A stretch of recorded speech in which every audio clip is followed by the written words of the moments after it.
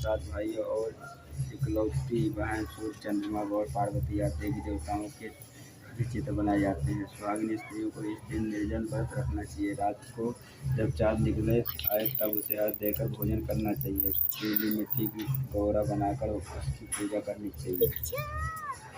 यदि दीवार पर करवा चौथ बनाने में कोई असुविधा हो तो करवा चौथ का चित्र बाजार से लेकर दीवार पर चिपकाया जा सकता है।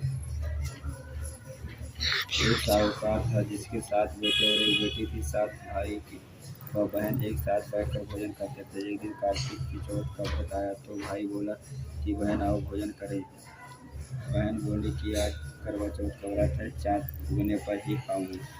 तब भाइयों ने सोचा कि चाँद उगने तक बहन भूखी रहेगी, तो एक भाई ने दिया जलाया, दूसरे भाई ने छन्नी लेकर उसे ढाँका और अपनी चाँद दिखाकर बहन से कहने लगा कि चलो चाँद उग गया, अर्घ दे ले।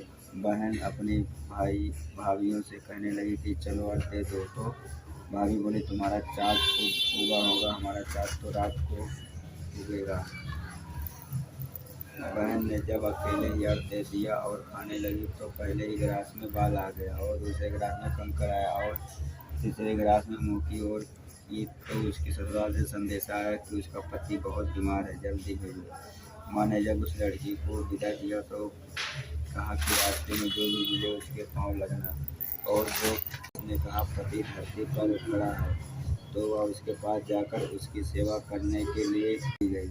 जब कार्तिक की चौथ आई तो उसने गुस्से में बोली भाई की प्यार भी करवा ले, दिन में चाँद उगने तो बोली एक ब्रह्मा रहता है। उससे उसकी स्नेही भाइयों ने छल से पीपल के आग में उत्तम चंदा बनाकर दिखा दिया। लड़की ने अर्घ देकर भोजन कर लिया। भोजन करते ही उसके पति का हृदय बंद हो गया। उसने दुखी हुआ, उसने अन्न जल त्याग दिया। उसी रात में इंद्रवाड़ी को चरण करने वाली उस लड़की ने हाथ जोड़कर विनती किया कि तुम मुझे मुक्त करो, कोई उपाय बताओ। इससे पर इंद्रवाणी ने कहा यदि तुम विधिपूर्वक अगली करवा चौथ को व्रत करो तो तुम्हारे पति पुंजित हो जाएंगे। कन्या ने ऐसा करने का वचन दिया तो उसका पति स्वस्थ हो गया। इस पर उस कन्या ने वर्ष भर पति चतुर्थी की व्रत किया और अंत में अखंड सौभाग्य प्राप्त किया।